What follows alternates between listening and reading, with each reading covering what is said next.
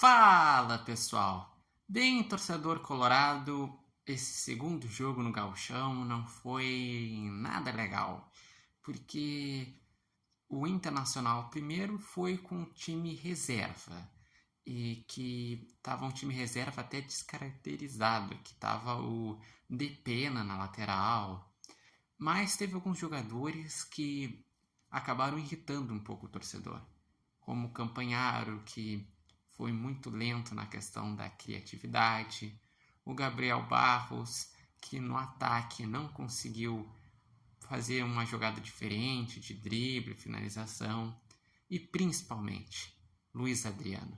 Luiz Adriano tem uma história fantástica no Internacional, foi campeão mundial, é colorado, a família é colorada, mas aquele gol que ele perdeu no segundo tempo, não dá para perder. Não dá para perder. Se eu perco um gol daqueles no futebol do final de semana, eu sou corneteado. Não dá para perder aquele gol. E ele também não foi muito bem na maior parte do jogo. O Inter, que assim como o primeiro jogo, no primeiro tempo foi abaixo, criou muito pouco.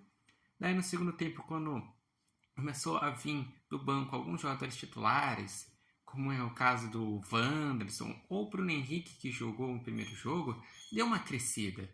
Tornou um time mais vertical, um time de mais criatividade. Mas realmente deixou a desejar. O empate em 0-0 num jogo que foi feio.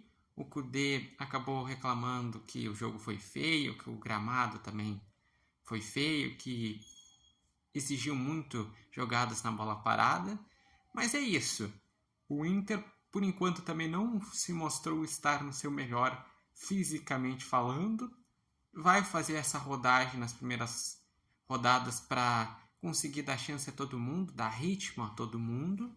Mas, apesar das ressalvas que dá para fazer pelo início de ano, teve 12 dias de pré-temporada, as primeiras rodadas é para adquirir ritmo, estava um time desentrosado, estava um time reserva, ainda assim, tecnicamente a partida foi muito abaixo.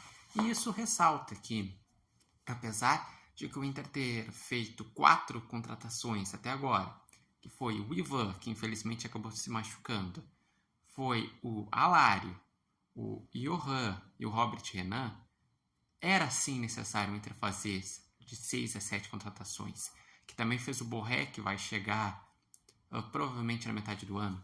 O Inter ainda precisa de um lateral esquerdo e ainda precisa de um primeiro volante. E o Internacional, seguinte, ainda vai crescer bastante fisicamente falando. E, por exemplo, tem jogadores que não dá ainda para ter uma análise mais completa. O Alário, por exemplo. O Alário, no primeiro jogo, pegou um time que estava fisicamente mal, estava desembocado, estava com o ritmo de jogo abaixo e ele não fez muita coisa. E nesse segundo jogo ele entrou faltando 10 minutos. O Johan, no primeiro jogo ele fez algumas jogadas, nesse também, nenhum dos dois foi grande coisa, mas ainda... Primeiro que eu vejo que ele não é um meia armador, ele é um meia atacante.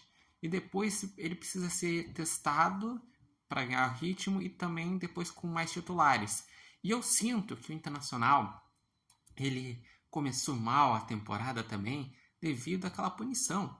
Sem Alan Patrick, sem Maurício, qualquer time no futebol brasileiro iria sentir. Porque o Alan Patrick foi o grande craque da temporada passada, com assistências, com gols, sendo o maestro do meio de campo. E o Maurício é o pulmão, que é o jogador ofensivo, que dá assistências e chuta muito bem. Então ele sente muito.